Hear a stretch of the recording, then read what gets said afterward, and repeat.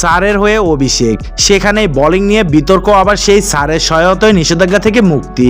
সাকিব আল হাসানের বিগত কয়েক মাসের অধ্যায়ে কাউন্টি ক্রিকেটের দল সারে বেশ ভালোভাবেই জড়িয়ে গিয়েছে।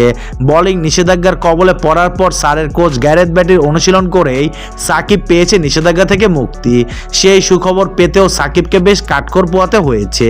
লাভবরো ইউনিভার্সিটির আইসিসি স্বীকৃত ল্যাবে প্রথম পরীক্ষা হয়েছিলেন ব্যর্থ। গ্রিন সিগন্যাল আসেনি চেন্নাই শ্রীরামচন্দ্র ল্যাব থেকেও। শেষ পর্যন্ত লাভবরো বিশ্ববিদ্যালয়ের ল্যাবে চলতি মার্চ মাসে সাকিব ফিরে পেয়েছে বোলিং অ্যাকশনের বৈধতা। সাকিবের বোলিং অ্যাকশন নিষিদ্ধ হওয়া থেকে বৈধতা ফিরে পাওয়া পুরো যাত্রায় সঙ্গী ছিলেন তার বন্ধু সিরাজুল খাদেম। ক্রিকবাজকে জানান সাকিবের দুইবারের ব্যর্থতার কারণ। বাংলাদেশের ক্রীড়াঙ্গনে নিপুণ নামে পরিচিত খাদেমুল জানান, প্রথম দুইবার তাড়াহুড়া করতে গিয়ে বিপাকে পড়েন সাকিব। এই যাত্রাটা কঠিন ছিল না, সেও এসব নিয়ে বাড়তি ভাবনার মাঝে ছিল না।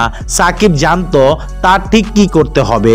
আমার মনে হয় প্রথম দুই প্রচেষ্টার ক্ষেত্রে সাকিব তারার মাঝে ছিল।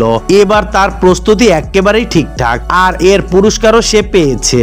নিপু জানান, তৃতীয় পরীক্ষার আগে প্রতিদিন অন্তত 4 থেকে 5 ঘন্টা অনুশীলন করেছিলেন সাকিব, আর এবার বোলিং বৈধতা ফিরে পেতে তার প্রস্তুতিও ছিল ব্যাপক।